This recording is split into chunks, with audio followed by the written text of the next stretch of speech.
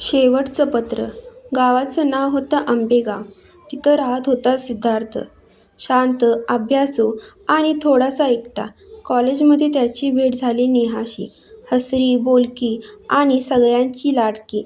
हळूहळू त्यांच्यात जवळीक वाढली. दोघं रोज कॉलेजनंतर नदीकाठी बसून गप्पा मारायचे. नेहाचं स्वप्न होतं की ती जर्नलिस्ट बनेल आणि सिद्धार्थ इंजिनियर. एक दिवस नेहाने सिद्धार्थला एक पत्र दिलं आणि म्हणाली, "हे वाच, पण उद्या." सिद्धार्थने पत्र घरी नेलं. पण दुसऱ्या दिवशी कॉलेजमध्ये बातमी आली की नेहाचा अपघात झाला आणि ती गेली. सिद्धार्थ हादरला.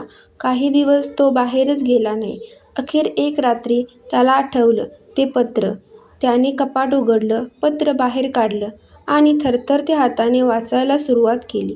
पत्रात लिहिलं होतं, "सिद्धार्थ, जर तू हे पत्र वाचत असशील तर कदाचित मी दूर गेले असेल. मला काही दिवसांपासून कळतेय की माझ्या आजूबाजूला काहीतरी विचित्र घडतंय.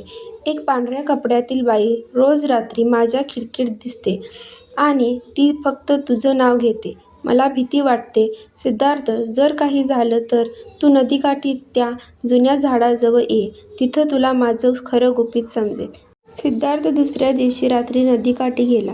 तेथे त्या झाडाजवळ त्याला एक पेंडंट सापडलं. आत नेहाचा फोटो आणि मागे एक कोरलेलं वाक्य, "माझं प्रेम तुला मिळणार नाही, कारण मी त्याचं देणं आहे." अचानक मागून वाऱ्याचा झोत आला आणि पाण्यातून नेहाचा चेहरा क्षणभर दिसला. सिद्धार्थच्या हातातून पेंडंट खाली पडलं आणि तो मागे सरकला. या क्षणी त्याच्या फोनवर एक मेसेज आला, "तू पत्र वाचलंस? आता मी शांत आहे. नेहा."